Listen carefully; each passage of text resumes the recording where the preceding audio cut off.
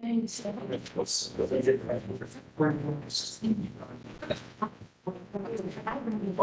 beg your pardon. Your third, suddenly. All right, now streaming and recording, when you're ready, Chair. Let us call the meeting to order, please. First order of business is to announce the next meeting, which is March 26th in this room at 8:30. With that, I would swear on the staff, all this from the city, please raise your right hands. You swear to affirm the testimony you're about to give is the truth, the whole truth, and nothing but the truth, so say I do. I do. Thank you very much. With that, would you call the roll, please? Yes, Mr. Whitman, Here. Mr. Loversidge. Yes, here. Ms. Maniaci. Here. Mr. Slanet. Here. Ms. Bartley. Here. Ms. Riddler. Here. And Mr. Beatty is absent today. Okay, thank you very much. Would you give us the overview of the hearing format, please, fellas? Yes, so city staff will present the staff report and application materials. The applicant will sit at the presenter table, be sworn in, and asked to present their materials. Registered speakers will approach the podium, be sworn in, and provided 3 minutes each to speak. And then commissioners will discuss the case and ask questions if needed. Very good. Could I have a motion to approve the minutes from the last meeting, please? So moved. There's a motion. Is there a second, please? Second. Great. Okay, the motion is on the floor. Are there any questions, corrections, additions, deletions? Hearing none, all those in favor of approval say aye. Aye. Those opposed? Okay, the minutes are approved. I think we're ready for the first case then, please. Yes, so our first case is for 39 to 53 South 9th Street. So this is along 9th and Oak. If you remember, this is the Library Park Phase 4 project. And in their review here, they have some updates to their already approved proposal. They were last before the commission at the May 2023 meeting, where the commission approved the demolition of an existing structure and construction of a 7-story mixed-use building with conditions that a complete foundation permit set and half-site report would be provided, as well as proof of successful negotiation with the adjacent property owners. Today, the applicant is seeking approval for proposed updates to the approved building. These updates are due to the applicant obtaining a parking agreement, which has allowed for programming and elevation changes. The updates include reduce the amount of parking of structured parking from 3 stories to 1, which is 30 spaces total, and the inclusion of a parking agreement for the use of an adjacent parking garage. They replaced the parking garage and decorative screening with 5 residential walk-up units along the east elevation, which is 9th Street, and decorative parking garage screening was removed. They added 24 additional units on level 2, so the total count for units has increased to 149. And then they reworked the brick facade. So northeast brick facade was lowered and stretched south to cover the east-facing walk-up units. The southern or Oak Street, the 9th Street dark brick block was revised to a dark gray board and batten siding for floors 3 through 7. And the southwest Oak Street facade brick block changed from a light brick to a dark brick. And then on the east facade, we have steel frame balconies were removed. So all of the balconies are now tucked into the massing or recessed versus being cantilever. And then the warm gray lap fiber cement siding changed to a cobblestone kind of gray color. The north facade metal screening fronting the garage was removed and C&E block was added. And then west facade metal garage screens were removed and replaced with brick and fiber cement siding. No changes have been made to the building height, massing, or site coverage, and submitted materials include site photos, site plans, renderings, floor plans, elevations, sections, material details, landscaping details, and previously approved materials are there for reference only. And the downtown design guidelines recommend unique design expression with first floor transparency, high quality materials, and lighting that minimize light spill. Additionally, shared parking agreements are encouraged and the incorporation of ground floor usage within parking garages. The proposed design updates are consistent with the downtown design guidelines, and I'll let the applicant speak to the materials. Thank you. Great. Would the applicants please come up? Thank you.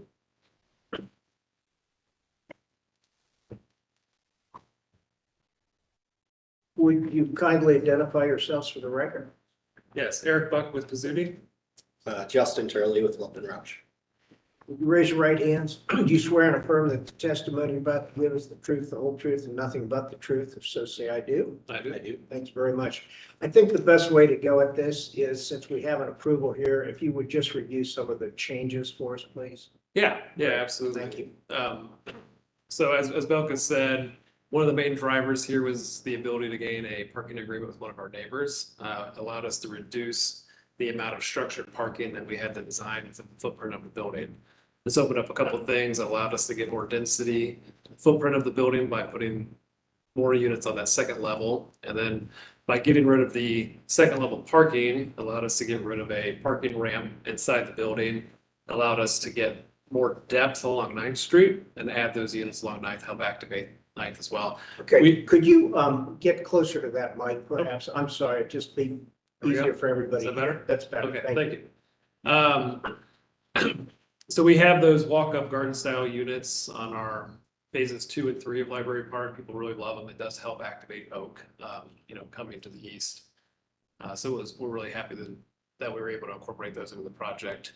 So those are really the big two moves: getting rid of the parking with the parking agreement, adding additional units and units along 9th. The rest of it is just making sure that we were thoughtful with the design of the building and making sure that it still felt right. So I'll let Justin speak to maybe more of the design aspect of it, but Sure. So by eliminating that second story of parking, I think it was able to kind of bring the scale of those first 2 floors down a bit to something that's a little more friendly from pedestrian street level standpoint, especially in this elevation facing east. That lower brick bar is where all of the walk-ups enter into. So we tried to kind of stretch that brick material, something that's tactile and good for those residential walk-ups along there.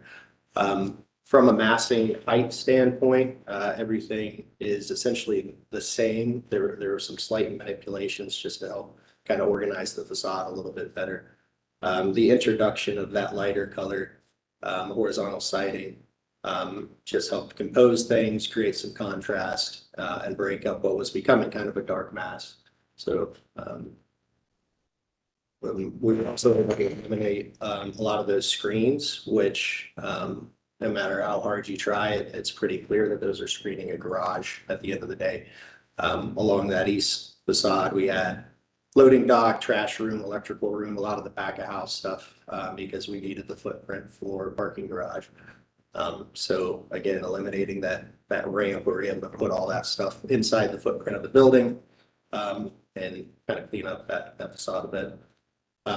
Facing north, it also helped quite a bit, lowering the scale of that. We did introduce CMU, which is a good way to reduce the light spillage, but we set all that back under the building anywhere from 10 to 20 feet. Which helps with our kind of views in and out of the garage. And that's on the west side? That's the north side, which is kind of your in and out into the garage. yeah, that's consistent with what we did on our 3rd phase down that Capitol Street. Yeah, it was a fairly prominent garage from that facade, so we kind of were able to minimize a lot of that by putting the units on the 2nd floor.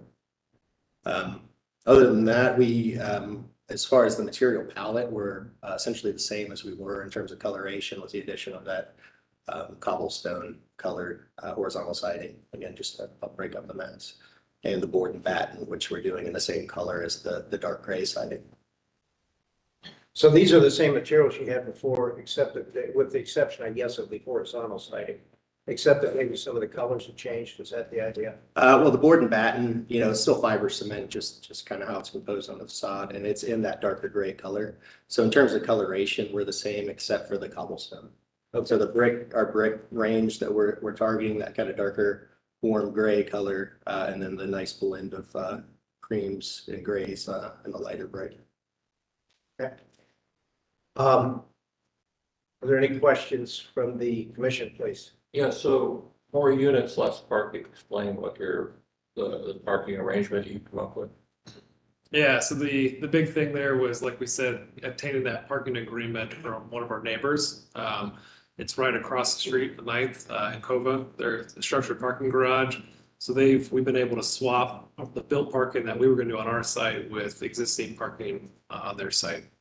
So it's really the same, if not more parking than we were Have able to to do do. with the fact that their building's not, that people aren't coming to work in their building anymore, or how So is it they have all this extra parking? So I can't speak for Encova on that piece, but what I can say is that even if people were coming to work at their office building, it's a good shared parking use between residential and office. So they'd be there during the day. Theoretically, our residents would be leaving to go to work and then they'd be coming back at night. So it's just a good shared parking use. I have a comment about the west facade. First, I want to say I really think all the changes you made are very positive, and it's wonderful that you can get more units on the east side. But what I'm wondering from the west facade is, unlike the other facades, it looks less developed, and I understand why.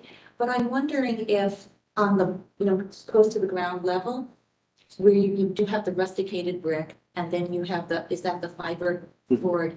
Maybe in those two, I guess, spans, right until you get to the first level of windows, maybe that could be a different material such as masonry or something, just to maybe, articulate the forms a little more, or not give it so much a back of house feel.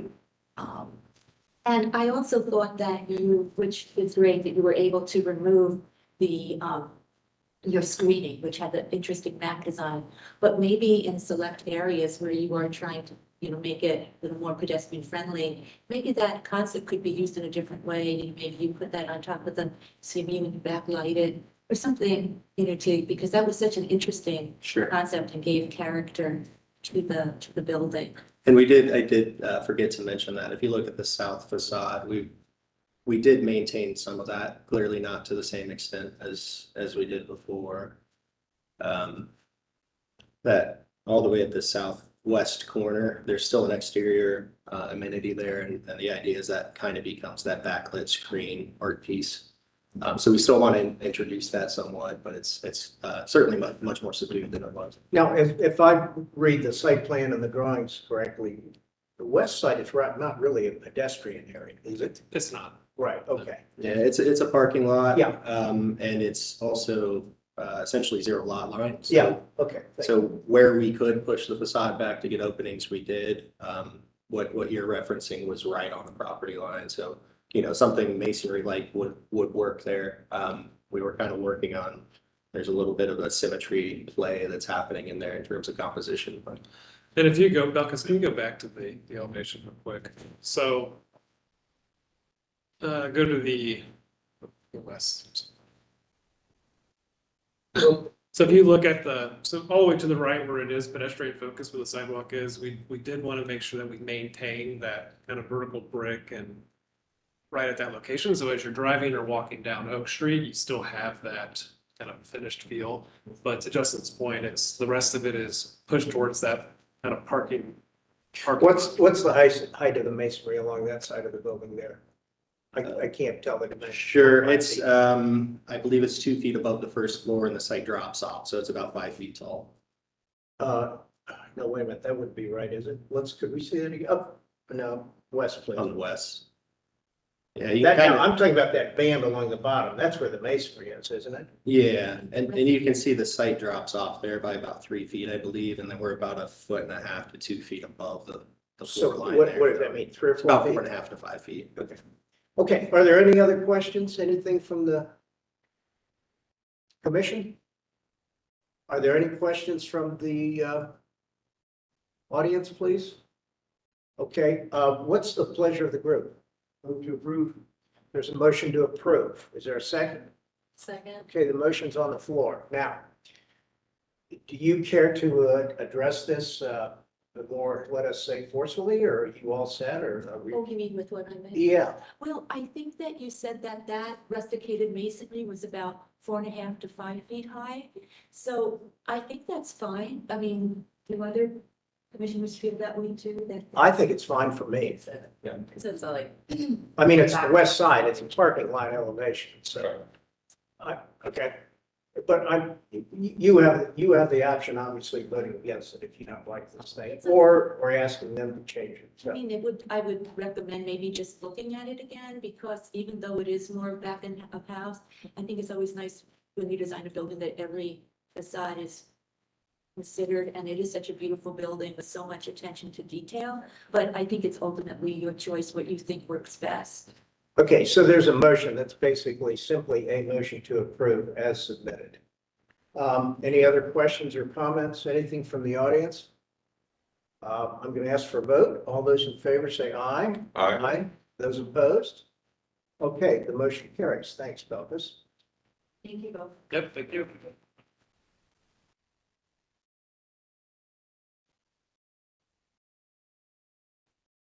All right, so our next case is 329 East State Street, which was built in 1935 and is located at the southern terminus of South Fifth Street.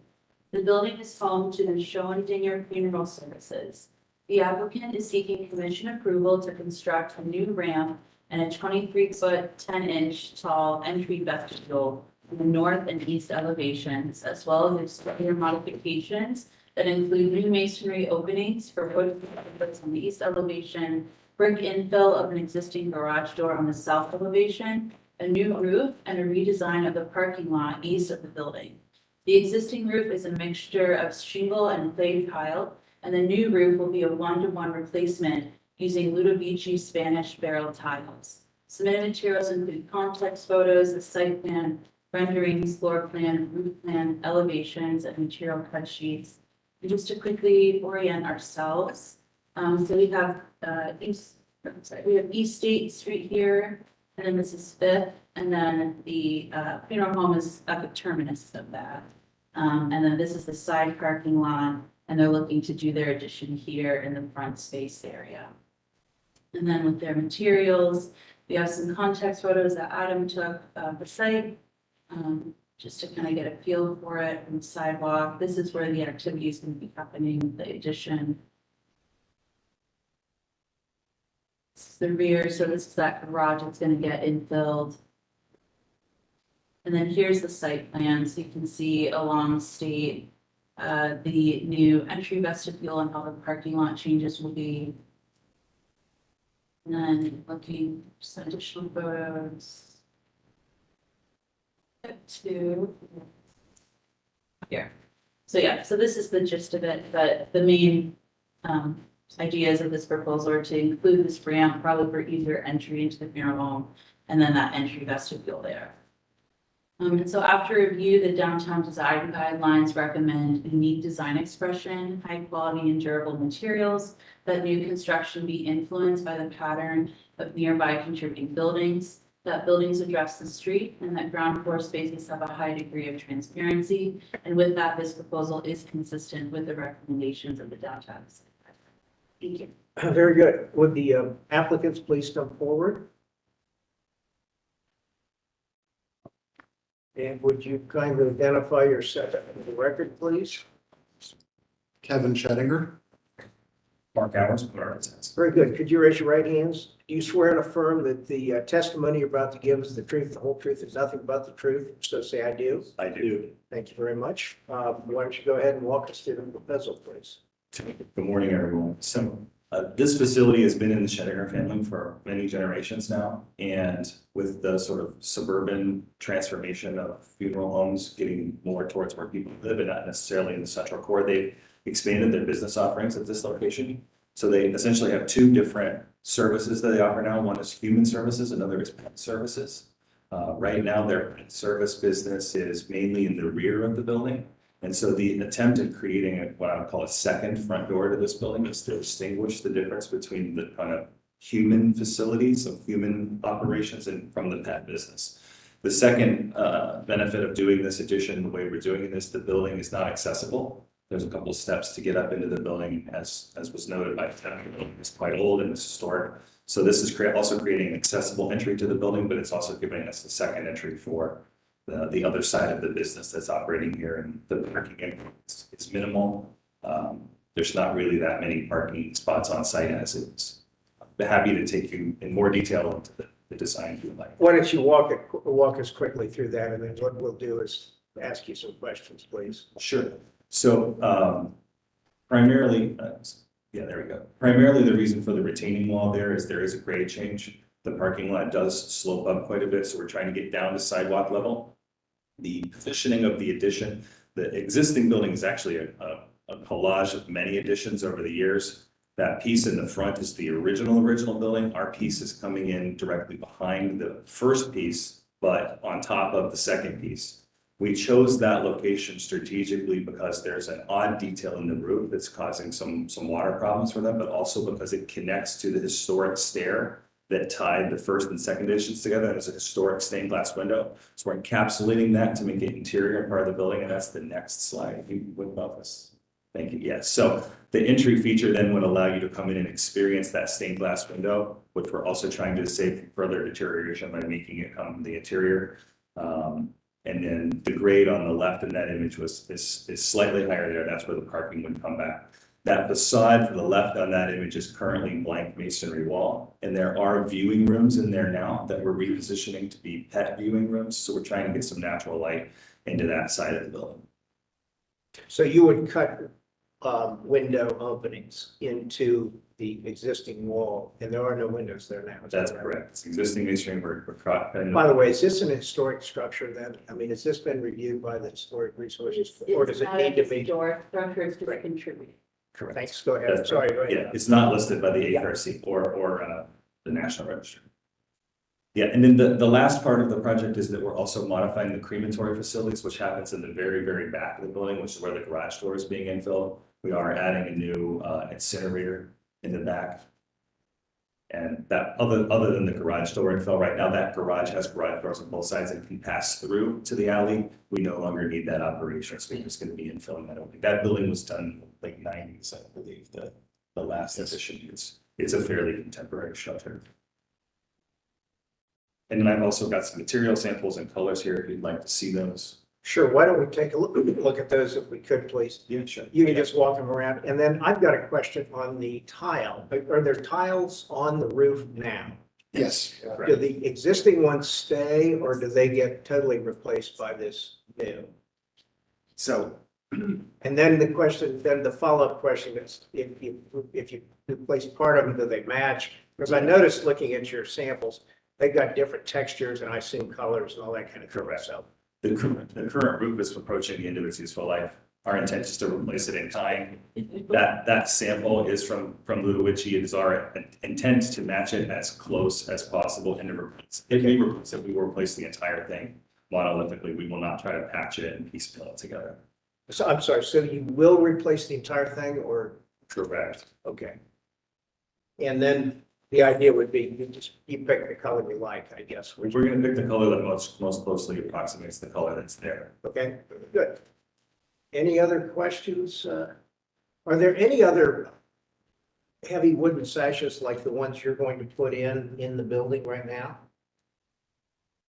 Not sure if I follow your. Well, the sashes there that are over to the left of your new entry there, you've got 6 of them there. Do those match other buildings? No, on the upper one there, Belvis, on the upper building elevation, go up. Oh, There we go, oh, right there. No, on the first one. Oh, she's windows. I see. Your question is how do those double hung windows relate to the others? Is that what they're double hung? Yeah. Yes. Are there other double hung windows? There are, most of the windows in the building were more residential style windows to begin with, yes. And So they'll fit in with the. yes, there are true divided light windows elsewhere in the building. Any other questions from the commission? I have Yeah, just go a ahead. couple of observations. So I think that the vestibule space you're creating is beautiful. And I love the whole concept behind making the pet part of your services more prominent. And I think that when you are, the drawing where you see the interior of the vestibule, it's so beautiful. I was wondering if you would consider maybe pushing it back, like making it a little bit wider, going south a little bit more, because I think that could possibly open up possibilities to use that vestibule in different ways. And, like maybe, of course, it's a vestibule, but it might also be a meeting place as well, or just another option. at your facility to have people, I don't know, use it in multiple ways. So it's just a thought because I think you're creating a beautiful space and it might be something that if it were just a little bit, I guess, deeper, we could say, that there could be other options of its use. Sure. As, you know, that's one. And then the other is that I appreciate the color palette you're using for the glazing and the metal panel, but I'm just wondering to maybe just consider if it's getting a little bit too dark. And, you know, maybe just see other options, still keeping the concept, but maybe lightening it up a little bit so that it, just has a little bit more of a Sure. lighter, inviting feel to it. You know, it looks black in the rendering, but the sample that they sell. Yeah, that's. what Yeah, I'm- right over here, it looks off-white. Is that if we're looking at the same thing? Our- Oh, wait a minute, you're talking about the The glazing? glazing, yeah. Oh, the glazing. Yeah. I agree the rendering looks very black. Our intent is to just give it a bit of color. I'm really worried about the mullions just looking like sticks if it gets too transparent. So I'm really just trying to give the glass a bit of color so that it all washes together. That's, Right, if it's a little lighter than that, I think it would be great. So Yeah. I just, the rendering is a little dark. yeah, and to address the comment about the depth, I think the reason that we selected the width that we did is, and I don't think we have a good photo of it, but the roof of that rear addition has what I'll call a bathtub in it, which is really terrible for water. And so that also relates to that stair, and that's how we selected the width. I think if we made it any deeper, it would start to impact the roof detailing in that particular area. And I don't know that we have use for more square footage there. And we might use another parking space, so I appreciate the comment. I do think if it could be bigger, I would love for it to be bigger. I think it's subtle enough, you know, it's not overwhelming the historic building it's attached to. I think it feels like it's the right scale. Yeah, thank you. With the staff, I do want to note that we have someone in the audience that has a comment. Okay, we'll get to that in just a second here. Let me, keep moving. Are there other questions then from the commission? Any comments? Okay, anything from the audience then? Oh, I'm sorry, I guess it's the next case. Oh, Okay, yes, I'm sorry. Did you want to say something? Yeah, Could you come up, please, if you would, and for a second, come up to either. sorry, first time doing this. Okay, my question is. Would you identify yourself, please? Yeah, sorry, I'm Alexis, DeRester. Okay, and could you raise your right hand? I'm going to swear you in. Do you swear to affirm the testimony you're about to give is truth, the whole truth, and nothing but the truth? So say I do. I do. Thank you. Okay, so you guys said that you guys have limited parking spots. Mhm. Is there any plans on making more parking spots, or is there plenty of parking spots around the road? Sure. So most of the parking that we're creating in the back is going to be for staff parking and for delivery vehicles. By reconfiguring the courtyard in the back of the project as part of what we're doing, we'll end up offsetting the spots that we're using for staff parking, particularly in the evenings. I don't know, do you want to address the number of people who come during the day? I think it's quite low. Yeah, the number of people that currently come to our facility during a given day, unless we have a funeral service, which we do about 30 a year out of that location. So Okay. it's not, Okay. and we have a parking agreement with next door, so we can move our staff there and allow guests to use our spaces Okay. in the event of a service. Thank you. Okay, thanks. Are there any other questions or comments? Anything from the audience? Anything from the commission? What's the, yes, go ahead. Do you have any thoughts on wayfinding? Do you feel that it will be easy for your clients to know this is where we go for the pet ceremony, this is where we go for the human ceremony? It's a really good comment. We'll be back for signage. The signage isn't. But yeah, it's our intent to distinguish very clearly the differences because we do have problems with people bringing deceased pets in the front door. It's a good point. And it's something that is on our radar. Thank you. Okay, good. Sorry, I do. Any other? Yes, go ahead, Jennifer. Hey, good morning. Is there any consideration, given like the orientation location, for any more solid wall or any high performance glazing, kind of on the southeast exposure there. I guess I'm, concerned about any hot box effect for that. Sure. Vestibule. Yeah. Yeah, sure. I think we're concerned about that too. We're definitely gonna be vetting this. And it really is truly a vestibule. It's not really an occupied space, right? It just leads you to the lobby for the pet business. So I'm hopeful that it'll be okay from that perspective, yeah. Okay, other questions? What's the pleasure of the group, please? Move approval. There's an motion to approve. Is there a second, please? Second. Okay, there's a second. Motion's on the table. Any further questions, comments? Glad to see Sheddinger continuing to invest in downtown. Yeah, that's great. All those in favor say aye. Aye. Those opposed? Motion carries. Thanks. Thank you, everyone. All right, Okay, our next case is at 20 South Third Street. And this is essentially known as the Galleria Building. It's right across the street from the state capitol, which is located at the corner of Third Street and East Capitol Street. It's connected via skywalk to the PNC building at 155 East Broad Street. And it previously served as an office building built in 1976. In 2022, the commission approved an elevated park walk along East Capitol Street, which terminates at the Galleria Building. It is drawn into the meeting materials for context, but is not included in this application scope of work. Today, the applicant is seeking commission approval for an exterior building modifications to construct an outdoor patio space and landscaping for 2 planned restaurant tenants. The applicant proposes modifying existing glazing to accommodate new door locations, removal and replacement of existing hardscape elements, and new entry canopy, decorative screening, railings, and landscaping. And submitted materials include site photos, site plans, renderings, the roof plan, elevation sections, material details, and landscaping plans. And in looking at that, here's some photos again that Adam took of the building itself, kind of orienting you to its location. You can see the main entry vestibule there. And then in looking at the the materials here, I'm gonna get to some of the renderings. Here you can see the 2 restaurant tenants and where they will be. This is the terminus of that elevated park walk. And so there's like a north, restaurant tenant and then a southern one. And you can see how they'll be making hardscape and landscaping modifications for those 2 tenants. And then what those 2 renderings look like for those tenants. Some of these are a little dark, so we included some elevations that are a little lightened up so you can tell. But this is the northern tenant here and how they're building out that exterior restaurant space. And then another view of that. And further down is this is part of the southern tenant. And you can see the elevated park walk and how they're kind of building in that restaurant space underneath the terminus there.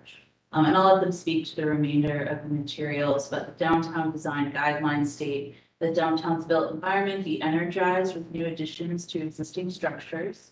They encourage landscaping and recommend that outdoor spaces complement indoor uses, and that materials be of high quality and compatible with the primary structure's architectural character, materials, and color.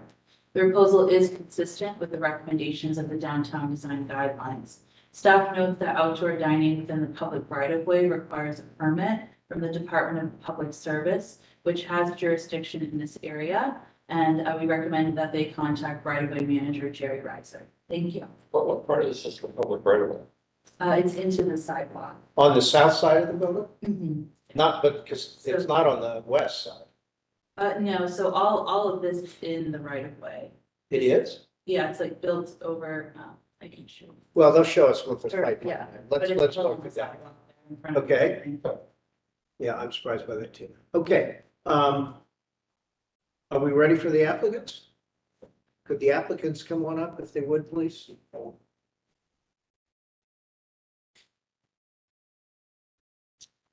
Good morning. Morning. Would you identify yourself for the record, please?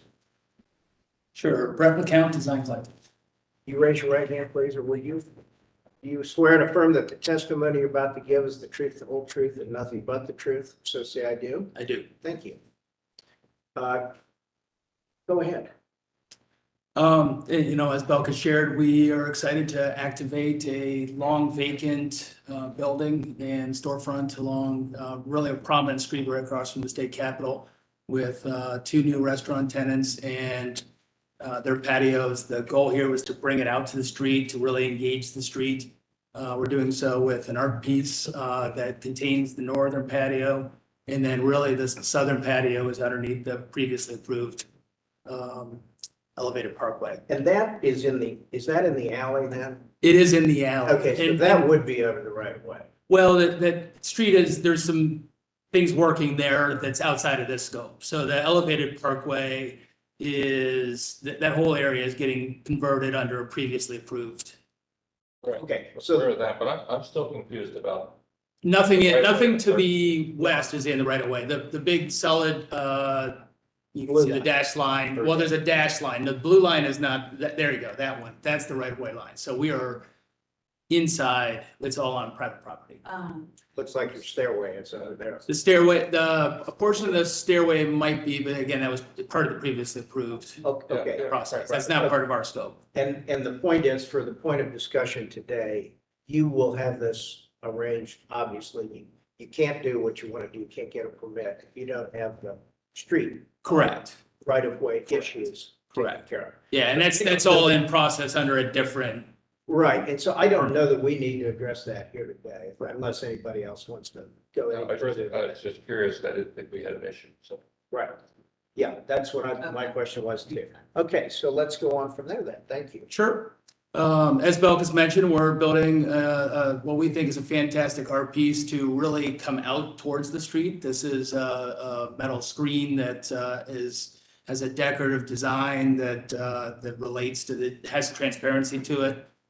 Contains the patio, but then engages it with some ornamental ironwork pieces that are integrated within. And so that's happening on the north side.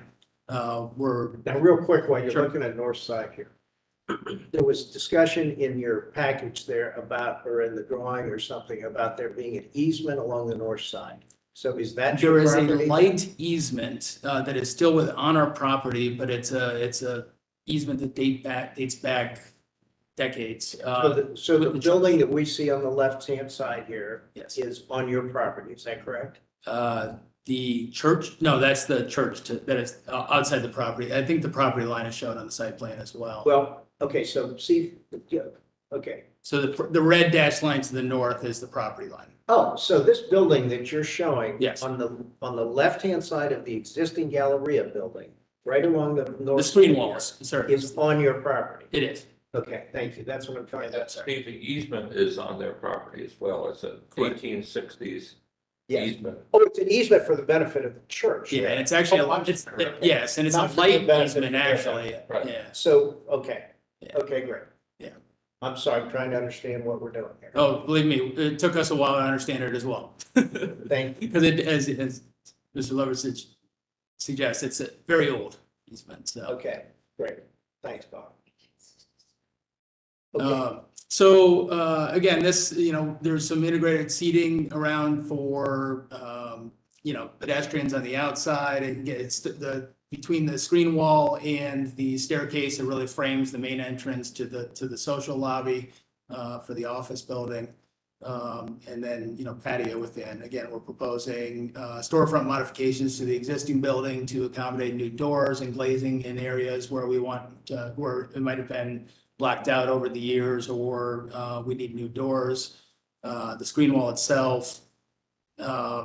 Pavers were previously approved in portions of this by this commission, as well as the city. We're modifying a couple of those finishes, basically just warming them up and making them a smaller, more pedestrian scale for the tenant use. And then the landscaping to contain the patios. And then on the south side, really, that's, again, everything upward has already been previously approved. We're essentially putting a patio underneath that, reminiscent of, if you've seen the Standard Beer Garden in New York underneath the High Line, it's kind of the same idea, essentially.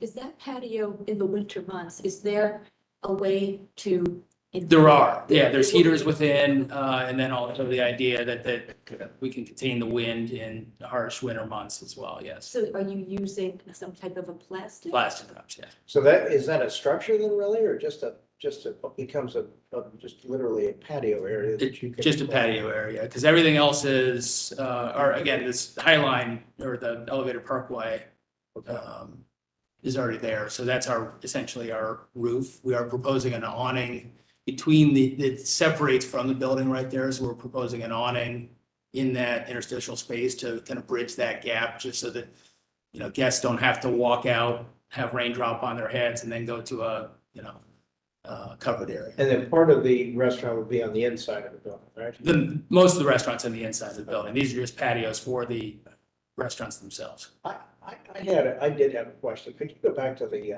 floor plan, please, Bill? Because I'm sorry, you send your way back to the beginning here almost. Oh, right there. That's good. Now, what is that the entry? So the entry to the building, you're going to continue to use second and third floor for offices, Correct. is that correct? Yes. Okay, so the entry stays there where it is now. Is that the idea? Yes. And what is all the stuff that's inside there? It looks like furniture. So When I we're viewing look this at it, as- It almost looks like part of the restaurant area. It is what we're calling that as the social lobby. We're viewing modification to make this essentially more like a hotel lobby. So you walk into a social lobby, you can go right to one restaurant, you can go left to the other, you can go straight to the office tenants. Okay. Okay. But any the other- escalators and all that. They're all still staying, yeah. But it's behind doors. It's behind doors, and that's for security reasons. I have Okay. a question about the main entry to the Galleria. Yes. So I know that you're taking off, you're removing the existing That round, round yes, yes. canopy. And a new canopy, is that in your scope of? It is. Great question. So that canopy is essentially a replica of a canopy that's used on the adjacent PNC tower that was already previously approved by this commission as well. So we're trying to tie the two buildings together because they are connected. Yeah, I think it's nice that you're not making that canopy too bold, but I also think it might be good to make sure that when you're developing it, that it still has a presence and it's clear to people that that is into the Galleria, and that is into, that social lobby. Gonna put address numbers on it or something so we can find it. Perhaps, yeah, perhaps. One of the second and third floors will remain to be offices. One of the things that we're trying to do is let the restaurants stand proud, and the office tenants necessarily be reduced. Trying to make it a little bit more active, but certainly an address could help that. Okay. Other questions for the applicant? Yeah, I want to talk about that north. Yeah, the patio. You're calling it a patio, but it's really almost a building. It's pretty massive, and I guess my initial concern is that Galleria building was designed by SOM in such a way that it respected very, very strongly the church, the historic church next door. I like the idea of energizing the space in front of the building, so I think conceptually I don't have an issue with it, but it's pretty big and pretty dark and pretty massive. So address how you think that that mass respects the church and its building, and also I'd like to see samples of colors and Sure. all that, because in the renderings it looked very, very heavy and dark. I actually asked to have you lighten it a little bit, and that helped a little. Yeah. But I don't really understand what the structure is. It is hard to render. There's no doubt about that. So I'll address your first comment first. So we've actually been, we were hoping to be in front of this commission several months ago. Part of that has been an ongoing discussion and conversations with the church and the leadership of the church to get them comfortable with this area. And we believe the owner's gone to great lengths to do that. We believe that we have that agreement in place. And part of that has been pulling it away essentially instead of on the corner. So it recesses a little bit at the northwest corner in order to allow those views of the church to remain. And then as you work your way down, again, we're stepping back from the property line in order to allow that space and that walk to continue there from a pedestrian standpoint, going back and forth between PNC Tower as well as what's now Preston Center to Third Street. So, that little step back there was part of that, trying to ensure that we're not overpowering the church. It is a steel structure with a lot of perforation to it. It's very difficult to render just given the scale, but the idea is that this is a very transparent, we want it to feel light and airy, and you see through it. It's just one of those things that limitations. The arches are actually a found item that is sitting in the owner's warehouse. They're cast iron pieces that came across from the owner's travels that we're integrating as and then the pattern is part of the owner's, something from a tile that the owner saw on one of the travels as well. So that pattern is kind of reminiscent of some of those. I'm going to ask just for a moment, is there someone from the audience who would like to talk? Because I think maybe that's a good time to bring this in if we could. Yes, would you come up, please, and join us? I guess while he's coming up, I'm also just thinking about the pedestrian experience here in sightlines, this new kind of elevated parkway. It seems, this could be some sort of, specifically like that view, it could be some sort of visual obstruction, if you're coming east on the road and there's this new amenity elevated parkway. I feel like you want some stronger sightlines, feels like that could be an obstruction. I'm sorry, I missed part of that. Yeah, I'm thinking about the pedestrian experience to and from that elevated park walk. I guess you can kind of get a peek of it, like in this view. Sure. But even, when you look at it in the plan, it just kind of spills out like right into this patio. It doesn't really, it's kind of lacking in connection to the side. Because I feel It like just kind of ends, yeah. kind of like the walkway in New York. But I'm sorry, could you identify yourself, please, for the record? Feel free to use that mic there. My name is Ruth Gless. I'm an architect and parishioner of Trinity Church. Would you mind, I just leave that right hand up. Do you swear to affirm? I promise to tell the whole truth. Do you swear to affirm the Yes. testimony you're about to give, the truth, the whole truth, and nothing but the truth? So say I do. I do. Thank you. Yes. And go ahead if you would. Would love your comments, please. Well, I don't like the way that makes that noise. We as a parish are very pleased that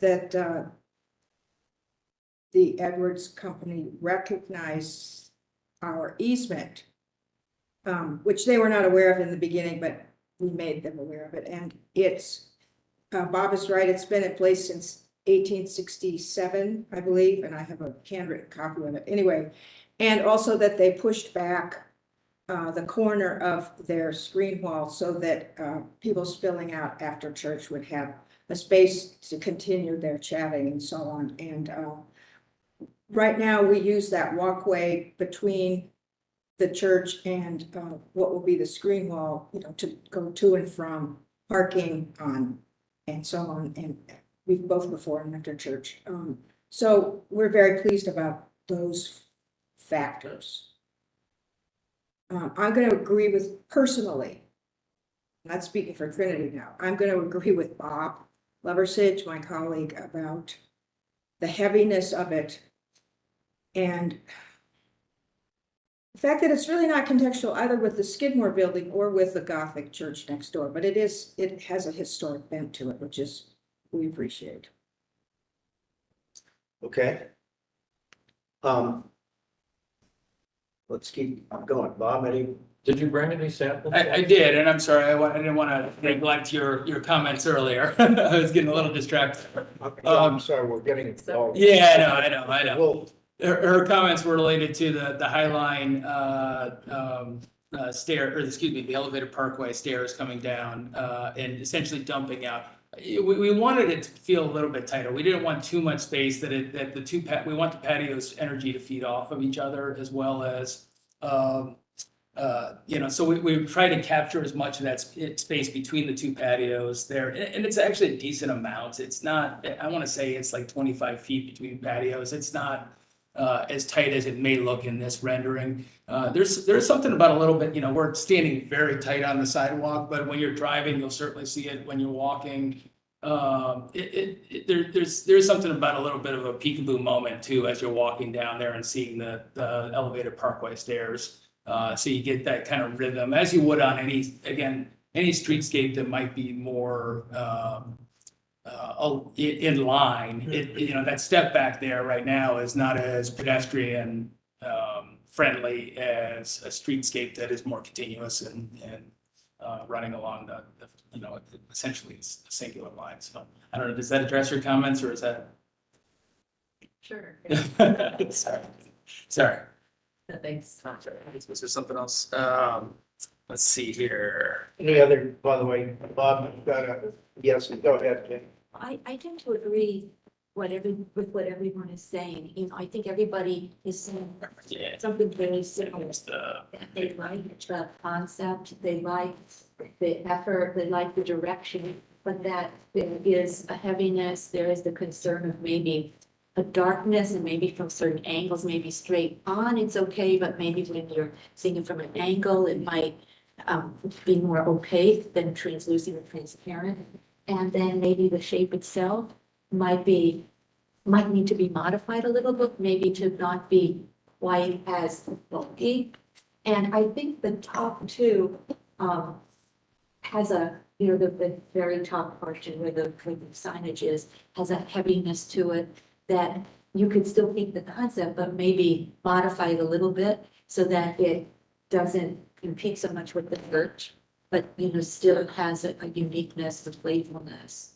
So I think that it's really worth looking at that, but still keeping the basic idea of what you're doing, because I do have concerns with the way it is now. It does seem to be maybe a little bit bulky and a little heavy, a little dark. And I'm wondering, when you thought of the size or the shape of the massing, if you were thinking we're just going to build out to the right of way, or you were thinking the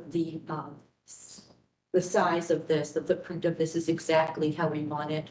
So I'm just wondering if in evaluating the footprint, if you feel there's flexibility with this, or you feel how you've designed it is the ultimate of what you were looking to do. And I think we've spent many, as far as the footprint goes, we've spent many months trying to figure out the exact footprint to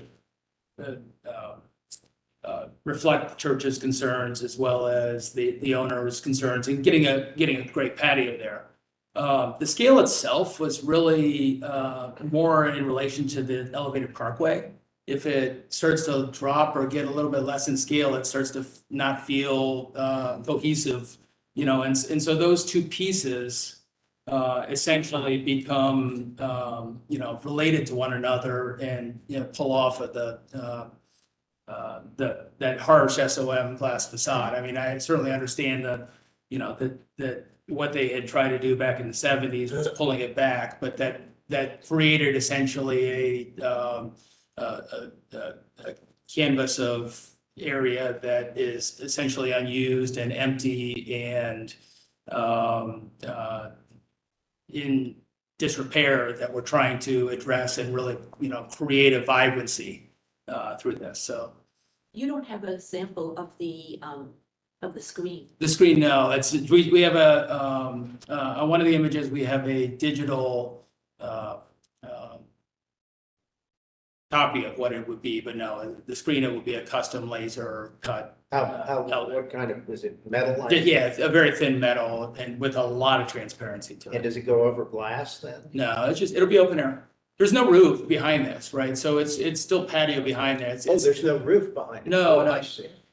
By the way, where do these, you've got brick and you've got teak there. The brick is the pavers. Okay, what about the teak?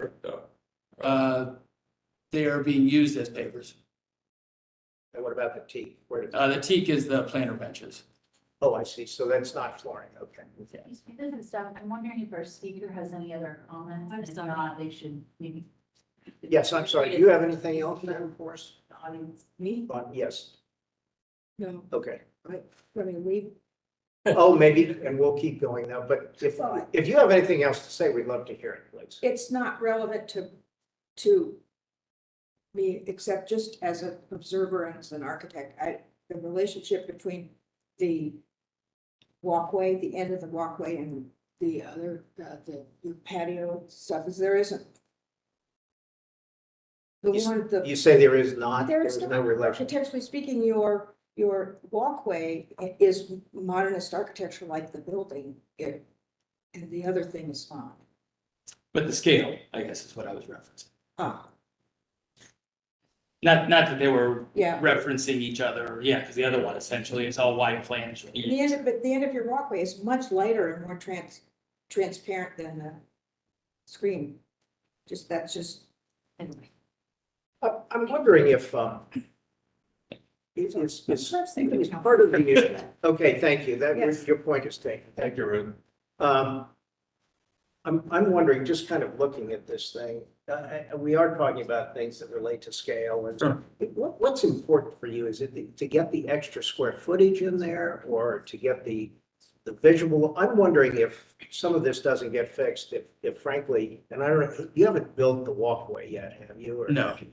I'm wondering if that gets pushed back a little bit and tweaked a little bit, and then if this thing on the northwest corner gets kind of pushed back and maybe somehow or another, because you say, well, I build this and this is approved, so now I want to make this match this. So Right. one's driving the other. I'm wondering if you adjust the one on the right and that gives you some ability to adjust something on the left kind of thing. I certainly understand your point. I don't know that two things. One, have the ability to adjust the one on the right, but that's been a multi-year process to get that in the works and would probably prove to be much more difficult This than. question is one of the reasons that we try to insist that you bring ownership with you, and Yeah. I'm really kind of upset that there's no representative of the ownership here today. Well, if we have a problem with this, this can be tabled, okay? I mean, it's not, you don't have to approve it today. I'm not proposing that, but I mean, Is there something in particular that would need ownerships? Well, Steve's question just now, you're saying it's not my scope. Well, No. I'm not saying it's not my scope. I'm just saying it's much more difficult process to amend. Oh, sure. Yeah. I don't think it was suggesting it had to be that way, but it was. Sure. I have real concern about the screen. I really do. Not seeing any samples of it, not seeing anything bigger than a 2-inch image on my screen. You're saying it's very transparent, but it looks pretty heavy to me. I'd be a lot more comfortable, I think, if you were to design it and, bring out full-size drawings of it or something like that. But I understand you can't commission the laser cutting and all that to get approval, but I just find it odd that we're trying to, that's a major element of the transparency you're talking about, and I think it needs to be demonstrated. I agree with that. I think that even though, you were saying it's custom, that maybe the company has something similar, a sample similar, maybe they have something that is a standard design that shows about the same amount of perforation and the color that you were deciding, because you yourself are only looking at it without seeing it, and it might be very different in reality. So I think even for you, it's very important that you have something as close to the finished product as possible. And it is a very prominent part of the building. And just to clarify, when I meant the scale of this, I didn't mean the whole thing. I think the height is good. I just meant that entry where it says, is it Lucy? I think that's a little bulky, and that you might even want to explore other shapes or what that, what the, I guess it would be the parapet or the cornice looks like on top, how bulky that is and how that relates to the church. Certainly. This is I'm curious, is the commission comfortable with an addition in general here? And just reworking some of the materiality of it? Or is there anyone that's again adding on to the building in this way? Yeah, I'm not opposed to the concept of using the patio space. Okay. And Does anyone have a problem with this, with the idea of, yeah, okay. I don't either think, in fact, I think energy on Capitol Square would be great. I love the idea of 2 restaurants and that kind of thing on there. And I think it could be fun. I think we're dealing with people who tend to do things very well, which to me is an enormous positive. But I'm thinking about the same thing too in the context, and I wonder if, I'm just saying right here, if you push that entry element kind of back into the building a little bit, you might, that and maybe brought that pediment on the top. Now I'm treading in the design and architecture thing, you know, I'm the real estate developer type, and you guys are the aesthetics and design guys, and so I get out of my realm. But, you know, if you could lower that a little bit, perhaps, so it's not as massive. That's the perfect word. And then maybe even bring just the little thing on the side, if that comes back a few feet. I'm not so troubled by the thing, once you get past the front here, where it looks like a little stone pediment along the bottom there. Yeah, back to the left there. No, to the left. I'm not so troubled back in there. I think Bob thinks that. I don't, that has a certain likeness. This thing on the corner though is kind of chunky and massive, and you might have an opportunity to lighten that and get something kind of towards what we're maybe talking about, trying to get to, that makes that space there in front of the church, maintains that. By the way, that's not a negative, I don't think, for the community or for your project or anything either, because that's a very nice space. But I think maybe, I don't know if you want to think about something like that. Where do we want to be today? I mean, is there a motion to approve this? Do people have some reservations? Where are we on this thing? I'd like more detail. Yeah, Yeah, I think everyone's craving more detail. yeah, I think tabling it maybe, and I'd maybe. like a sample of the metal, a full-size representation of the screen, and photographs of the cast iron elements, you know, that are in a warehouse somewhere. I don't expect you to bring them in here, but Yeah. I just think that this is a really major thing, and I think we need to know a little more about it. Right, and I think it should, but when you just look at it, the first impression, it should look architectural, and it should really look like a prop. Mhm. And I think that might be a guiding feature, because this looks, it's playful, it's innovative, it's wonderful and energetic, but does it look architectural, or does it more look like a temporary prop? Jeff has always come in here before with a conceptual review, now a final review, and say, here it is, take it or leave it. And I think a little bit of give and take we'd feel better about. Okay. Again, as chairman, I'm going to ask, is there a motion to approve? And if there's not, then we go to next step. I make a motion to table this application until next meeting. Okay, is there a second for that? Second. Okay, so that's on the table then. Does that work for you? I know you come in here and you want approval, and I understand that. I guess what I'm hearing is this group thinks that there are probably some more things to talk about a little bit. And I think, hopefully you were gonna walk out if you're having a sense Yeah, certainly, of what those things are. certainly. I mean, I think timetables are always an issue. I understand. Obviously, we can't proceed with building permits, and we are in And for our- building permit, and now that Right. just delays. And it. our goal in life is to get you Yes. down the road as quickly as Yes. possible. As I mentioned, we were hoping to do this earlier, but I think, the choice being, yes, let's. I think that's where we are. I don't think you're hearing no, but I think you're hearing, Right. if we could work on some things, Sure. maybe that's it, and Certainly. it helps us out. Okay, with that, Any other questions from the audience? All those in favor of the motion, say aye. Aye. Those opposed? Okay, it's tabled till next time. All right. Thank you. Sure, thank you. Okay, let's move on to the next one.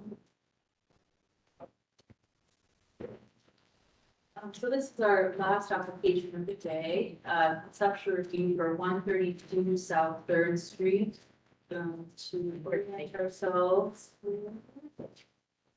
So we're just down the street on Third and Capitol across from, I believe this is the Sheraton Hotel. South of the old post office here, and this is the church that is on the agenda for today. Mr. Chairman, I need to sit this way. Yeah. So 132 South Third Street is located at the corner of South Third and East Chapel Street and was constructed in the 1860s with a rear addition built in the 1920s. The applicant is seeking to retrofit the church building into a music hall. As such, the applicant is seeking conceptual feedback from the commission to demolish the rear 1920s brick addition on the east elevation, construct a new addition on the east and south elevations, and existing materials such as stained glass will be preserved for reuse, and new materials include metal, masonry, and glass.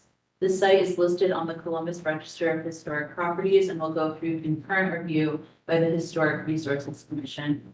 And submitted materials include a context map, site plans, floor plans, photos, elevations, historic overview, perspective drawings, and renderings. Quickly look at some of those. Here's some context photos of the area. This is what the first one is. This is the 1920s edition here on the back. Some more images of that. This is the front of the building. And in terms of their materials, I'll just quickly note here. So this is how it is today with the brick addition. They're proposing to demolish this and then build an additional building to facilitate additional programming of the music hall. So you can see that here. So we just have some additional floor plans, some elevation photos, existing elevations. And then this is the proposed view of what will be constructed. And then again, this rear piece is proposed for demolition to the west. After review, the downtown design guidelines encourage the preservation of downtown's building stock. And in cases where demolition does occur, the reclamation of building materials for reuse. The guidelines encourage the adaptive reuse of buildings and recommend high quality, durable materials, a high degree of ground floor transparency, and that rooftop structures and spaces be complementary to the principal building. Further, they state that contemporary design and materials are appropriate. And this proposal is semi-consistent with the downtown design guidelines. Staff will anticipate additional lighting and landscaping details as the proposal develops. And staff recommends that the applicant explore every possibility to preserve and adaptively reuse the 1920s edition of this historic resource. Staff also recommends that the applicant incorporate bicycle parking into the site plan and consider public art for any blank walls of the new addition. Thank you. Okay, would the applicants please come forward?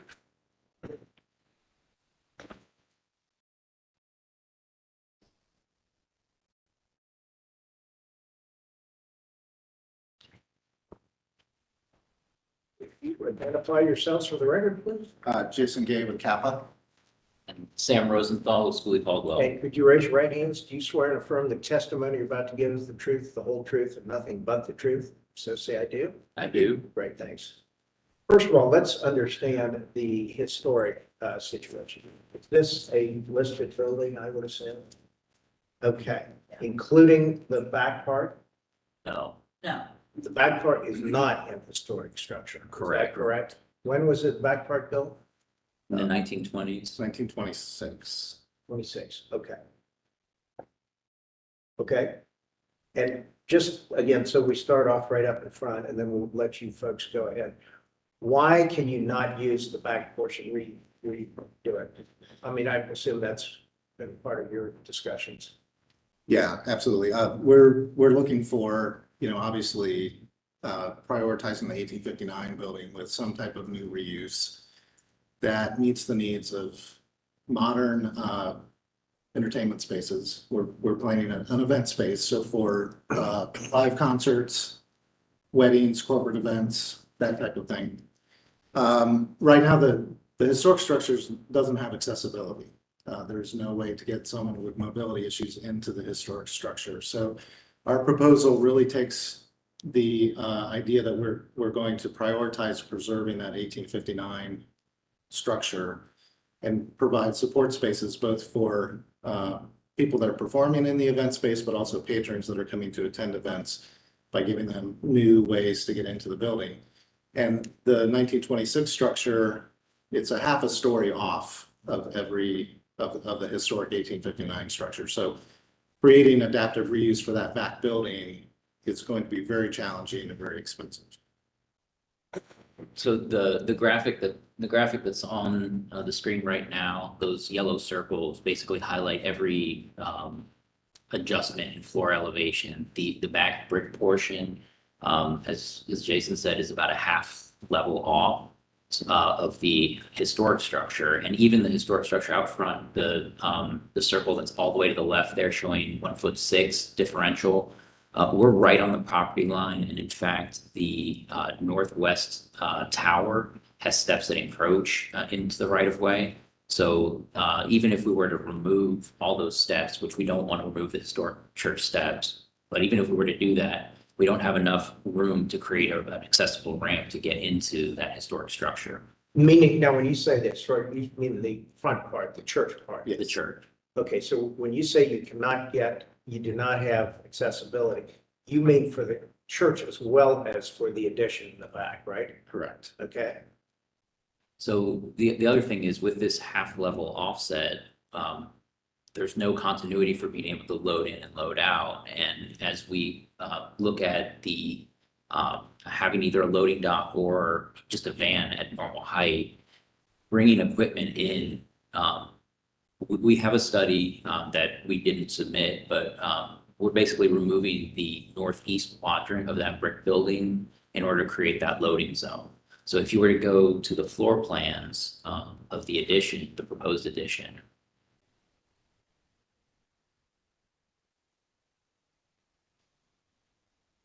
well, actually, that 3D view is a great one.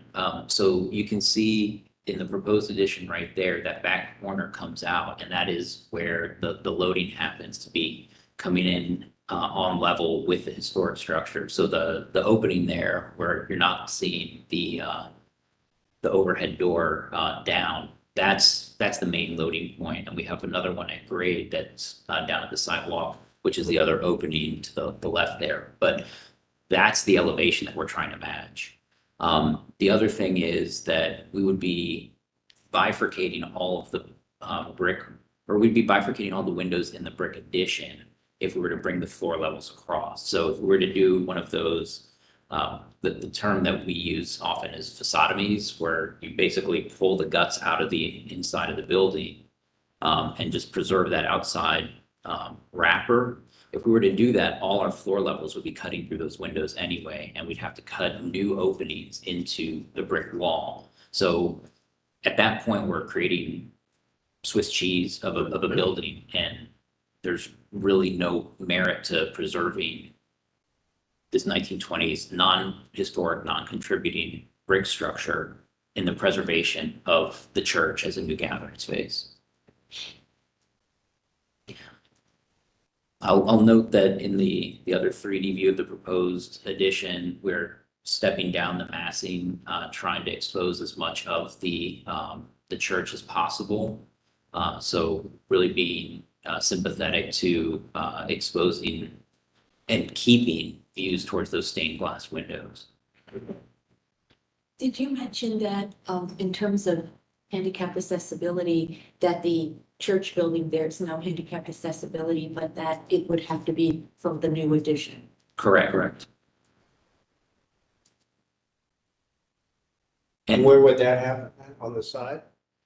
Yes, so the I'm sorry, if you want to go ahead and just give us your presentation, we'd welcome to do that too. However you folks want to do it. I thought that would be something we should maybe think about getting out of the way out front, this discussion about some of the historic elements of this thing. Yeah, I'll just. And I know, I understand everything's intertwined, so. Right, yeah, thank you. I'll just start by saying, Kappa's feels fortunate to have this historic building in our inventory. And we've been working a number of years to come up with a reuse for it to keep it relevant for today's public. So we really envision this being a community space, a space that allows us to do programming we currently can't do in our fixed seating proscenium theaters.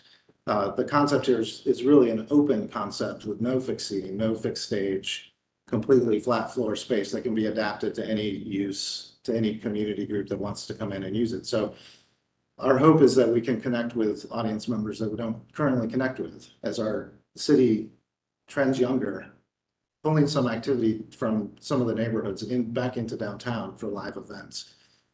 So that really is the concept of the space. But to make that happen and make it efficient and affordable, the support spaces have to work as well. So that's really why we turned to Schooley Caldwell to help us with this concept. Right, and so it pains me to tear down anything, the embodied energy that goes into the materials that are there, but in studying this building for well over a decade, we have not been able to find a suitable solution to preserve that back portion, make the connections that are required, and make it function to support the church. It's simply not a use that makes sense for us today. As a church, it worked, but as a gathering spot, the church has gone through so many evolutions, and there's actually in this presentation, there's a graphic that shows the changes over time right here.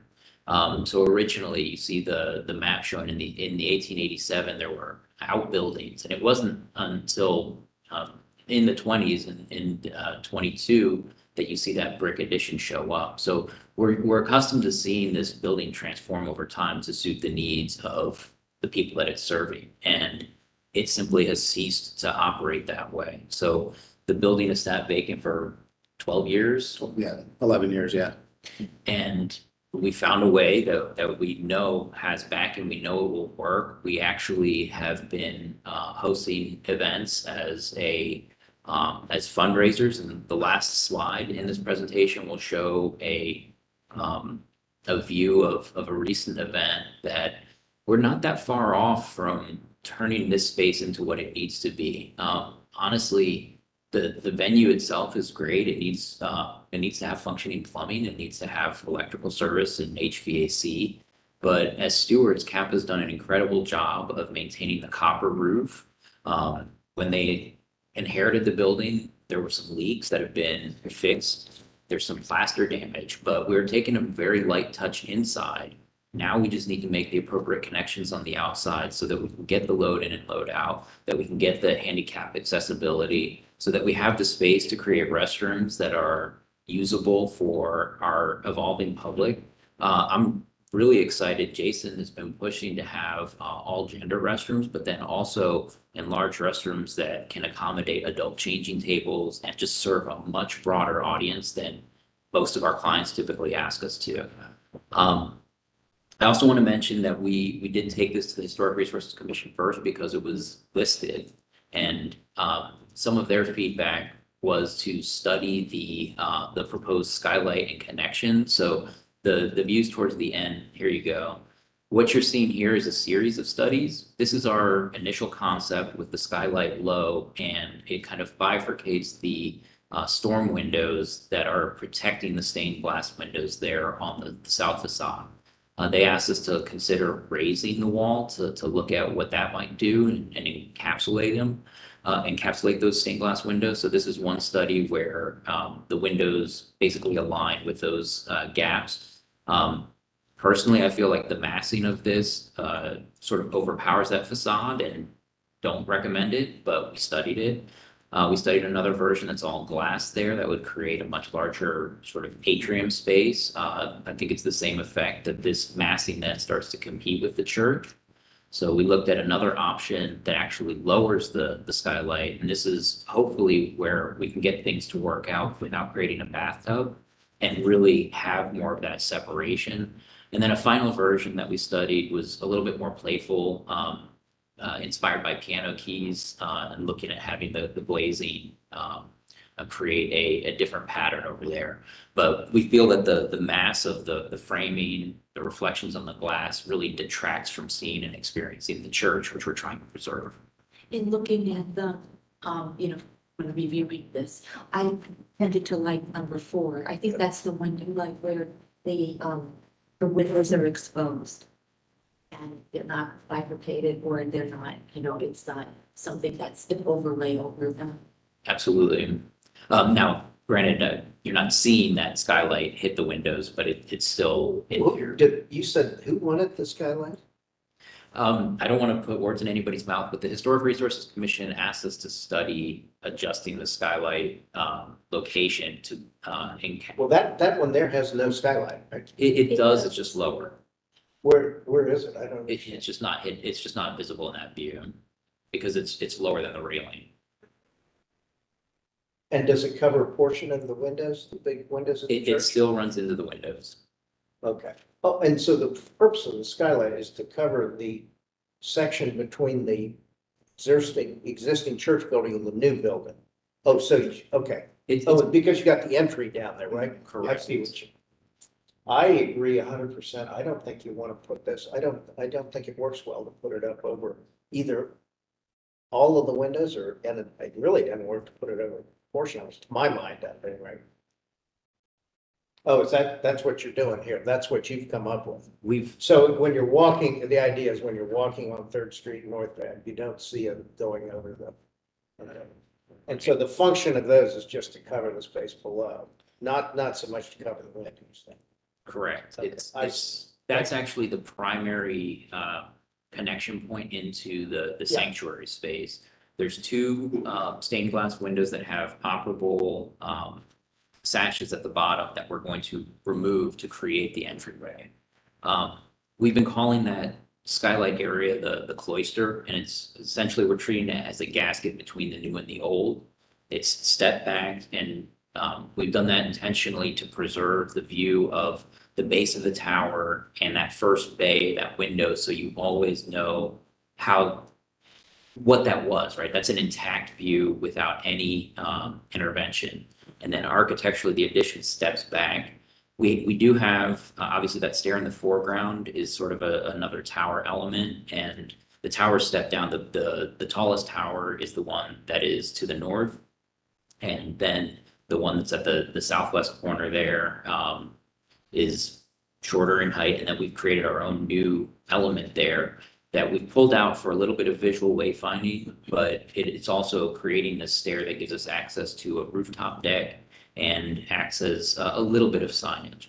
I do want to mention that the railing that's in front of the church, just pretend that doesn't exist.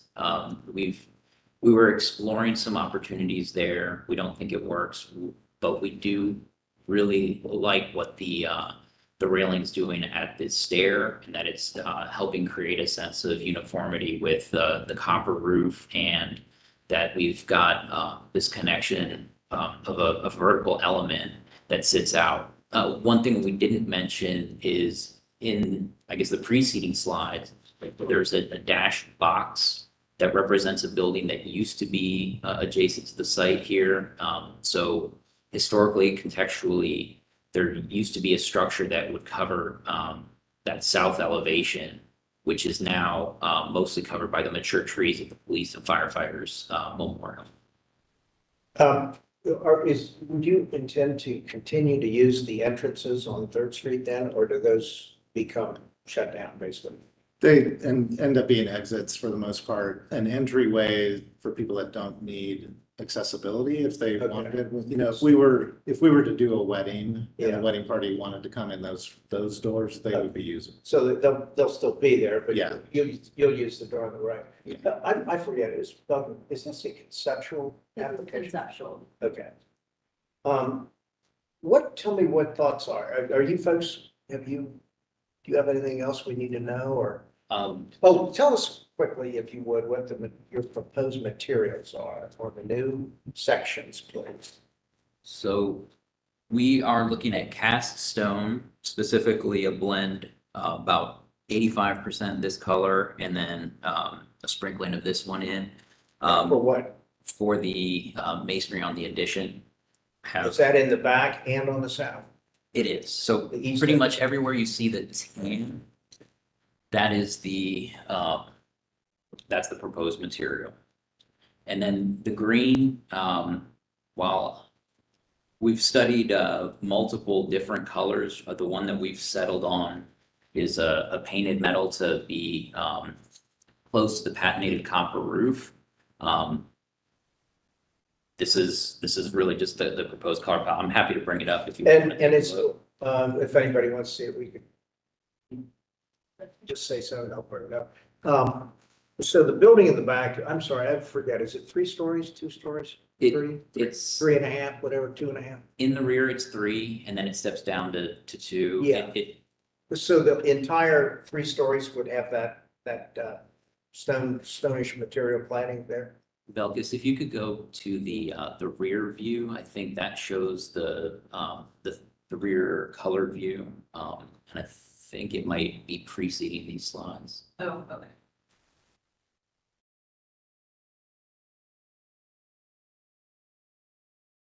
Maybe not. You're gonna make me There we go. busy here. I'm busy too.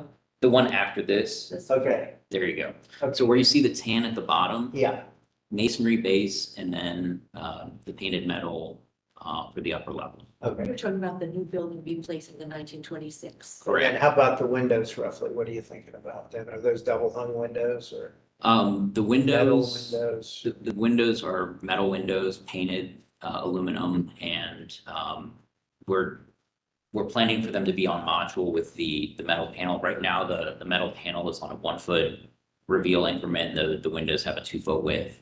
Okay.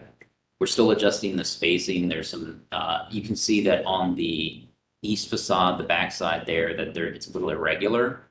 And that's the result of not wanting to put windows in showers, dressing rooms. We want to work on cleaning that up a little bit and get more of a Okay. rational pattern. But this represents the palette and the overall disposition of materials in relation to the historic building. Okay. I think what we ought to do today, because this is a conceptual review, is people just kind of walk through, give us your thoughts on this. And I think we need to address 2 things. I mean, there's a request here to tear down the building in the back. So how do folks react to that? And then how do you react to what they're bringing in? And, any thoughts, specifics, feel free to opine. So, I mean, I think it's a great opportunity for Kappa, particularly to bring another venue into your portfolio that you currently don't have, that will enable you to expand, I think, your audience. Yeah. So I think it's, since I heard about this, I think it's a wonderful idea.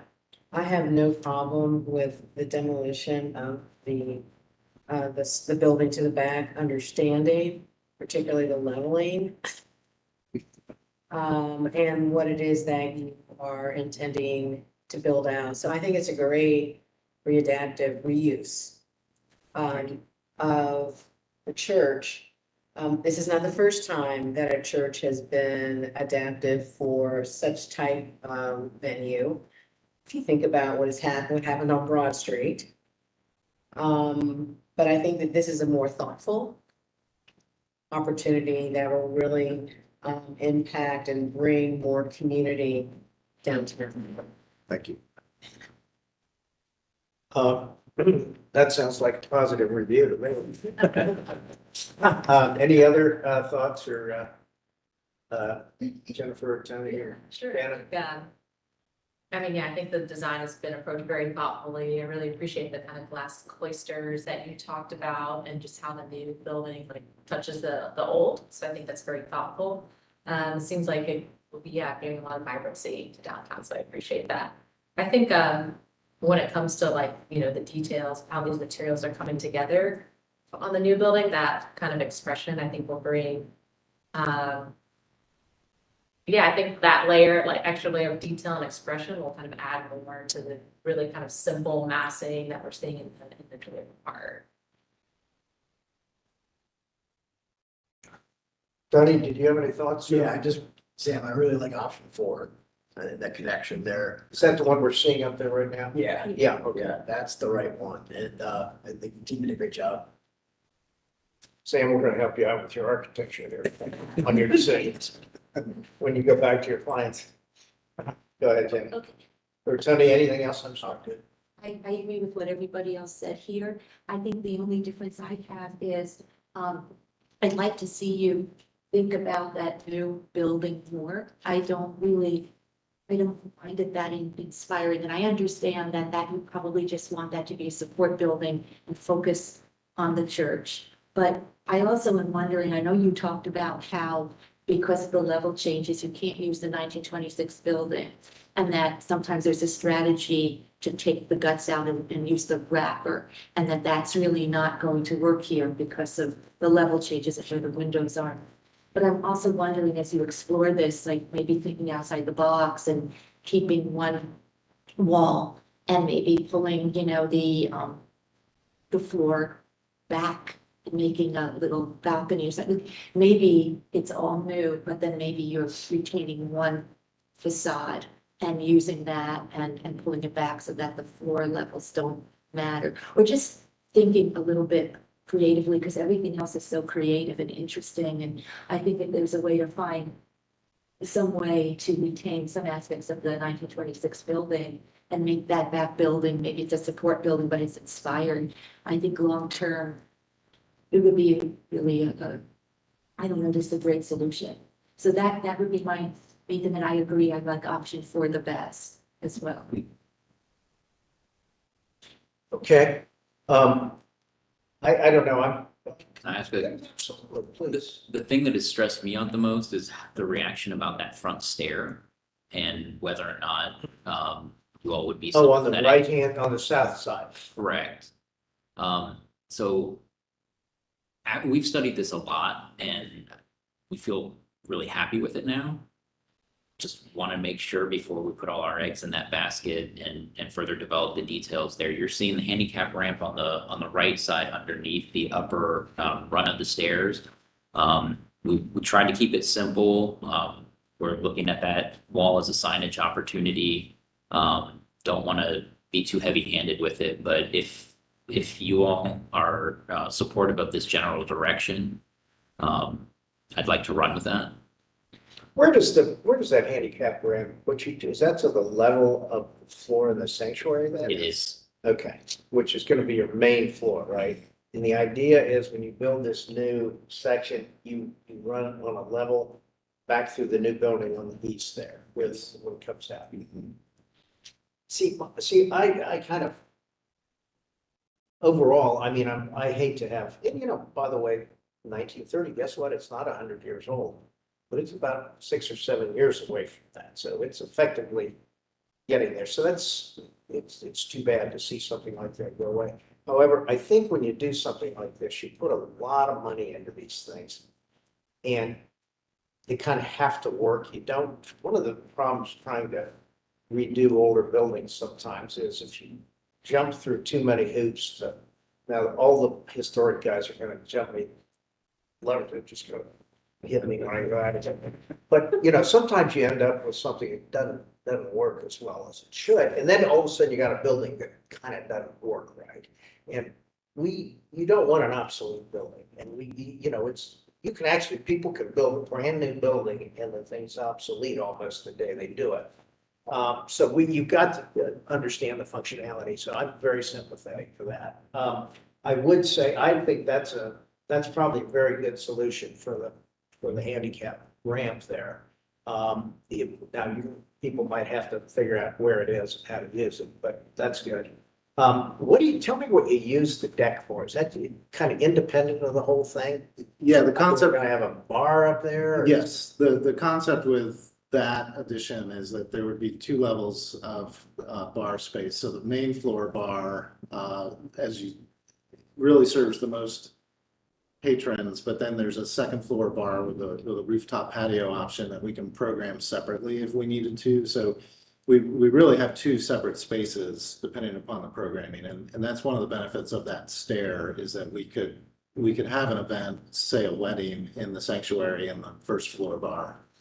But on the second floor bar, we could open that up to the general public to come and, Are you intending to open it to the general public? We are, Or would it be yeah. Would it be a bar or a restaurant or? We like to think about this as sort of an after hours. So if you were in one of our buildings seeing a show and you wanted an after hours drink, you could go to that second floor bar afterward. And even if we had a concert going on in the main event space, we would still want people to come over and get an after hours drink. So the idea around Cap Square that there needs to be somewhere to go after you've seen the ballet, after you've seen a Broadway show, the jazz orchestra at the Southern, that's really the idea. Can they get upstairs without walking up the stairs?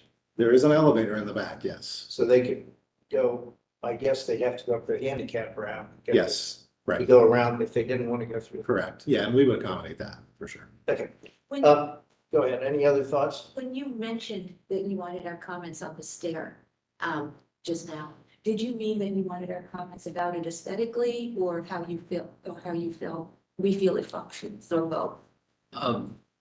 Really just general disposition on it because it is an element that is sitting pretty far proud. We're not in the right of way, but we're pretty close to it, and just wanted to make sure that there's a lot of geometry here that gets aligned. The ramp obviously is doing its job. We just don't want to further develop the details on it if you all were to say something like, no, it's horrible, take it off. Well, my feelings are, I really like it very much. I like the massing, I like the way it works. And I would say that maybe just in some of the details.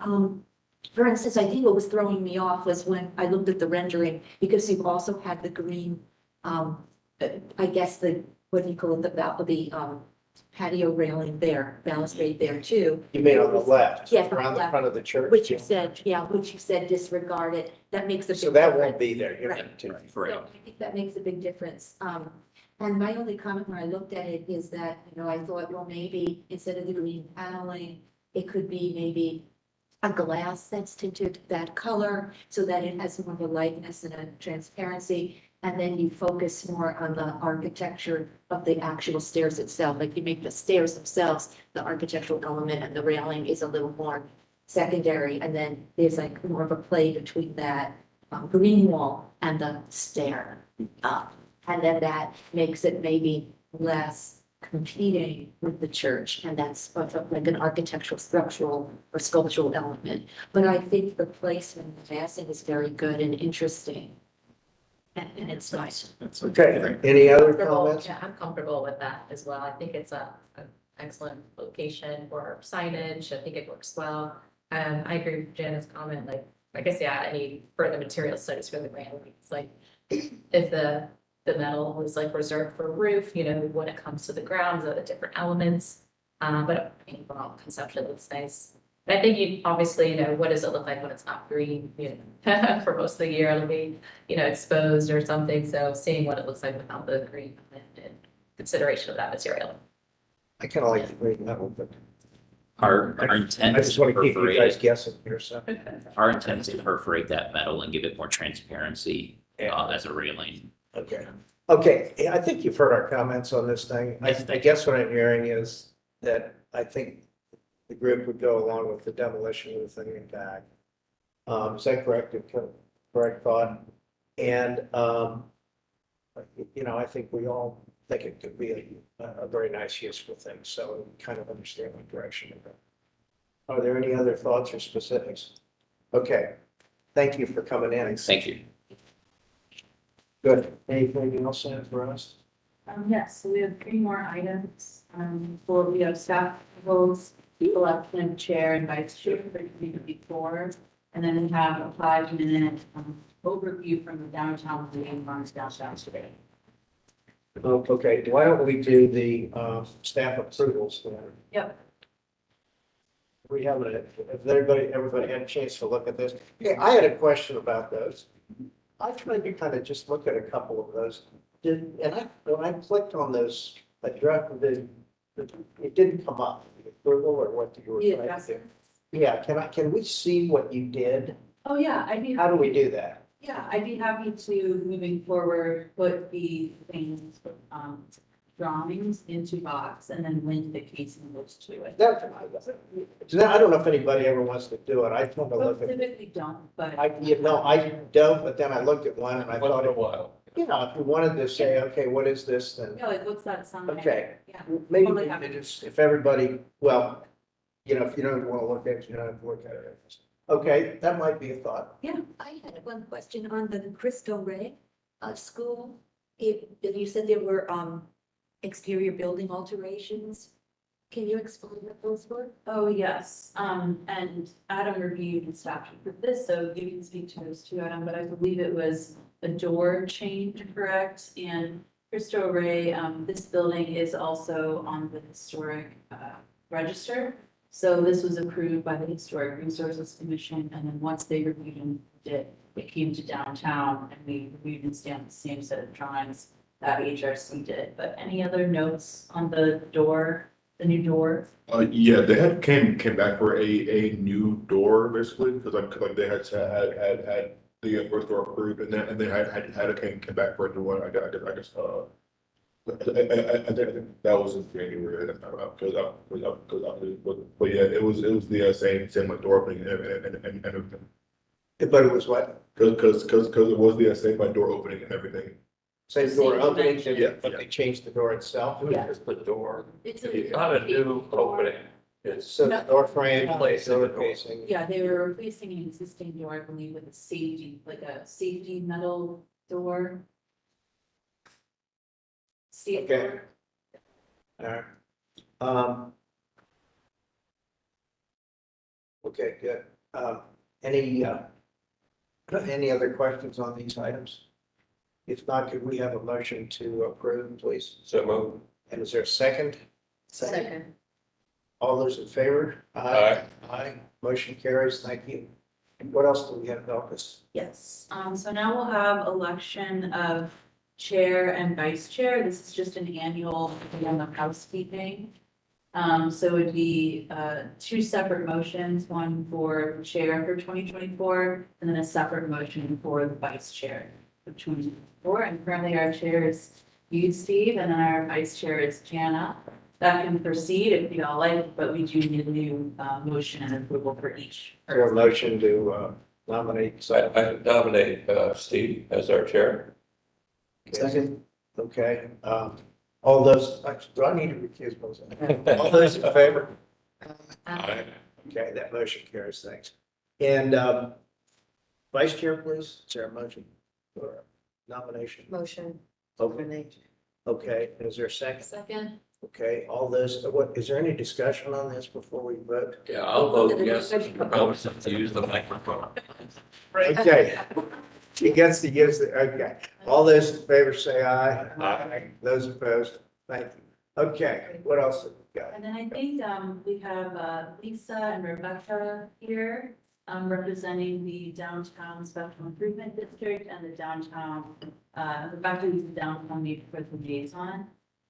We were speaking and I talked to Steve one-on-one about this, but essentially, you know, typically there's area commissions and these types of updates are given to area commissions. Well, downtown doesn't have one. It's the downtown commission. And then there's also the Downtown Residents Association as well. And so we thought every now and then, as they have important updates that are relevant to y'all and the downtown neighborhood as it stands, could come and give a quick, 3 to 5 minute update at the end of the year. Thank you for being here. Just if you would, so we know who we're talking to, by yourselves, please. Mark Conti with Capital Crossroads and Discovery Special Improvement Districts. Lisa Diefendyker with Capital Crossroads and Discovery City. Rebecca Deeds, Neighborhood Liaison for the Department of Neighborhood, City of Columbus. Thank you. Thanks. Thanks for giving us a few minutes. These districts, as I mentioned, Capital Crossroads and Discovery, they're formed by property owners for the purpose of providing services in the public realm. So they include 800 property owners across 540 acres in the heart of downtown. And we just passed out our most recent strategic plan which has a map of the two boundaries. So through a petition process, every 5 years, the owners in the district determine how much is going to be assessed on each property and what services will be provided. If we get 70% of the owners within each boundary to say yes to that, then all 100% have to pay, with the exception of government and churches. However, the city has opted in their property as if they were a private property owner, which is wonderful. So Franklin County gives us a contribution, several state agencies, and we also now have one church who's contributing as well. Lisa will talk about the services we provide. Sure. So our team is comprised mainly of 30 ambassadors. So our focus from the SIDS, Provoke, Discovery, and Capital Crossroads SID is really providing direct line services on the street to provide a welcoming presence downtown to visitors, to residents, to folks who are experiencing crises, to be honest. So we have a team of 30. They're all uniformed. We have bike ambassadors, safety ambassadors, homeless outreach specialists, and special duty officers we employ. So that team is, I think, very effective. It's a reassuring presence to the general public, certainly, which has become, I think, increasingly important over the past couple of years, quite honestly. And we do a lot of collaboration and coordination behind the scenes as well. So, and that's really a lot of my work. And so in front of you, you have obviously the strategic plan. It's a heavy focus and a desire is to continue providing a strong presence with regard to cleaning and safety services and again, homeless outreach services, which by the way, and I think Rebecca always is wowed by my stories about our homeless outreach folks. They engaged and helped 312 people get off the street last year. So they do amazing work. So back to the collaboration behind the scenes. So when issues pop up, like the two incidents outside of Noir Lounge and Exo Club with the shootings over the past month, that's one example of the work that we do behind the scenes and trying to engage club operators, the property owners, residents.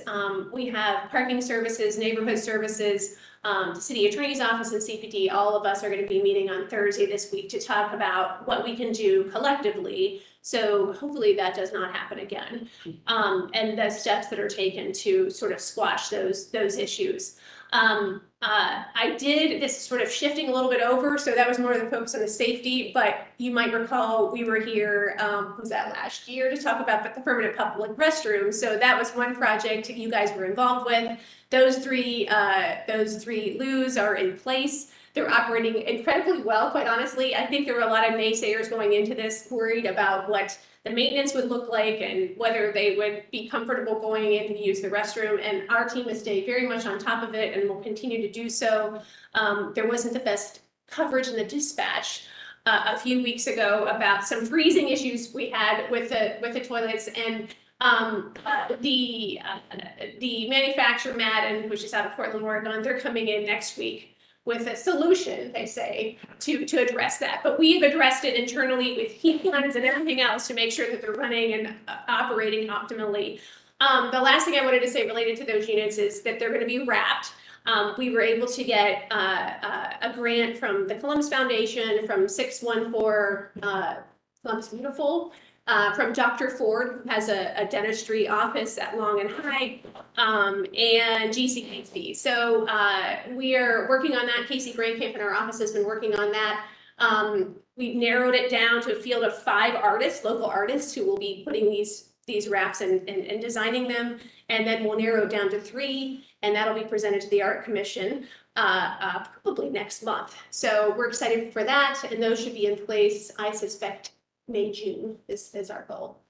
And then you want to talk a little bit about this week and the other documents that we'll be releasing. Yeah, later this week, we will be publishing our annual report, so we'll be sure to get you electronic copies of those. And then tomorrow, we're presenting our annual State of Downtown report at the Columbus Metropolitan Club, where we track all the development and all the wonderful things that are happening downtown. So you'll be receiving that as well once it's released.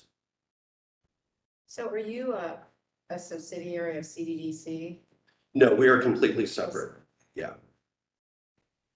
They do have a seat on one of our boards and we work together closely, but yeah, we're separate organizations.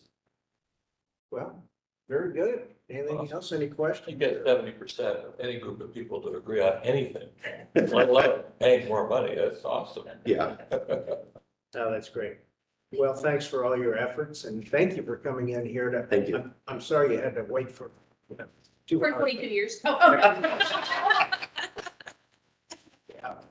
I had previous conversations with Louis Taba last year about how I serve area commissions throughout the city, and that's normally a forum where community members could bring forth issues that they're seeing in the neighborhood, but because we don't have that discourse at the Downtown Commission, I presented this opportunity, and I'm happy that Belkis was able to help facilitate this. I think that's great. So thank you for welcoming us. Yes, and any kind of thoughts or comments you have on, what we're doing or not doing, or we ought to be paying attention to, we're happy to hear that kind of thing too. So. I had one question. You mentioned that you've had success with helping the homeless get off the street.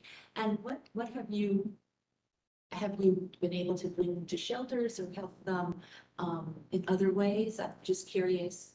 So it's a combination, that 312. So the vast majority is referrals and getting them into temporary shelter. I want to say about 15% we get into permanent housing, and that could be just regular private landlords, but also permanent supportive housing. And then the last, I would say about maybe 3-ish%. If we can confirm they have friends or family, and we actually talk to friends or family that may live in, I'm making this up, but Zanesville or Cleveland or St. Louis, and they are confirming that they can come there and they will be there and they can have a space to stay as they're getting back on their feet, then we can get them transportation there. So do you go do that. when you see them on the street, you go and engage with them and speak with them? That's how you. Yeah, we have 3 homeless outreach specialists in both, that cover both SIDs, so about 80 square blocks. We're fortunate, honestly, the property owners are funding such a, I don't know, I mean, it's just an amazing program because their caseloads are probably about 20 people.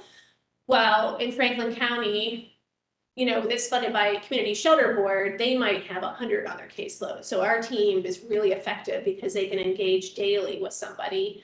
And they're engaging on the street. They're doing a lot of engagement at the main library, in our office, to be honest. I'll tell you, on Mondays when it's really cold out too, our office is very busy. We're going through a lot of coffee, but that's the place for folks to, it's not a drop-in center, but it's really to come for an appointment with our team.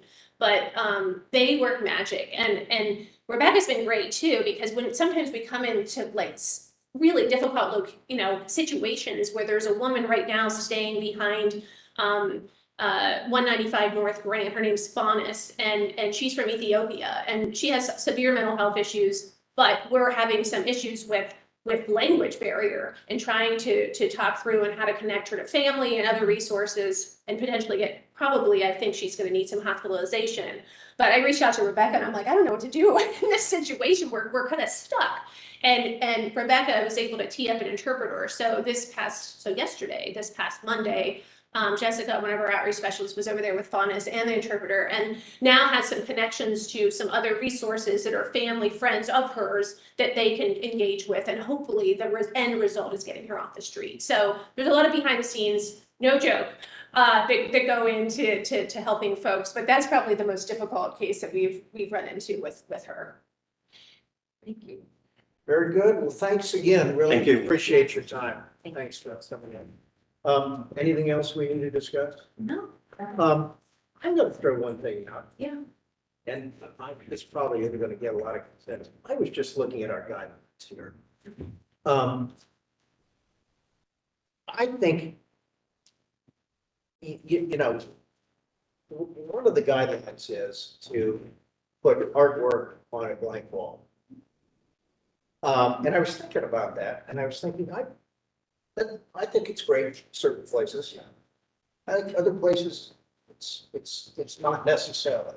And so I don't know if we need to kind of, I think it could be worded more to the effect of saying that if appropriate, art on a blank wall is great.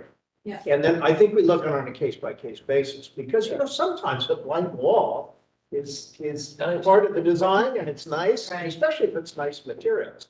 And I don't think, and so you could almost be put into, when you do your review, you could be put into a position of saying, oh, guess what? There happens to be a blank wall here, and they're not showing art, so it really isn't consistent with guidelines. Yeah. I don't know that, at least from my standpoint, I don't know that that's where we want to be. That That I just, think- you know, and by the way, we've had that guideline there for, I don't know, a long time. Yeah, it's It quite just, all of important. a sudden, the light bulb went off. Hmm? Yeah, it's, those guidelines were written and adopted in 2014. Okay. So that could definitely be a. It's only 9 project years. To revisit the guidelines. Yeah. And get them updated. And I think it's a tweaking and a wording, and but I don't think it should be necessarily, I don't think it should be. Definitely a case by case, site by site basis. I guess so. Yeah. Did the guide, and the guideline probably said that it was on secondary facades that I it was don't- referring to. No, I think well, I it's don't- just blank walls. Yeah, yeah, Any blank wall. yeah. But it doesn't say you have to do it. No, No, but it's a guideline, so all of a sudden she puts the thing up and, oh, well, it's not It consistent. looks like a negative, yeah. Yeah, so and again, I mean, I love artwork as much as the next guy, but, person, and so, yeah. okay, Absolutely. just a thought. No, I appreciate that. And by the way, do we need to review just periodically guidelines? We probably should, if we haven't done it for a while. So that's a division level project that Okay, would come from our administrator to decide to do that. okay, I know the staff approval list is typically reviewed annually. That's something that's gonna be coming up. okay.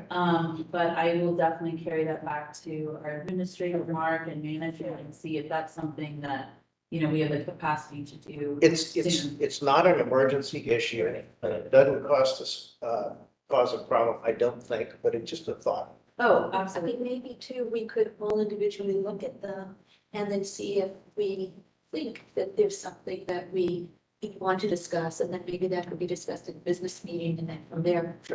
Or if you have any feedback. Or on the just guidelines, send her an email and, And take those comments and bring them to management and, you know, go from there. okay, So, good. Steve, I have another suggestion. It seems like we've gotten a little bit away from having the applicants make a presentation. And you actually kind of came back to that with the capital project, but, you know, if we just start attacking them with all these questions before they've had a chance to really tell us why they're excited about their project. Why it's good for downtown. I tend to and try to have them, but they should, and I'll make sure that's clear. Yeah. And by the way, you should tell them that when they come in here, we'll ask them to do a presentation. I always do. Okay, good. And I will tell you that I will sometimes, for example, if we have somebody like Pizzuti coming back on an approved building, they don't need to start from the beginning. Right, Because yeah. we approved it, and in most cases, we're pretty familiar with the project. Just Hopefully, focus on what's changed. Bingo. Yeah, Yeah, exactly. because we do have a time constraint. I mean, by the way, this meeting's fine, I think, for me. Yeah. But we could, these weren't terrible cases today, but, Right. okay. Well, do we stand adjourned? Any other questions or anything from anybody? Let us be adjourned. Thank you. Thank Thanks for your time. Thank you. Thank you all. Okay, guys, thanks. It's good, it's approaching 65 degrees today. Yeah, it'll snow tomorrow. In February.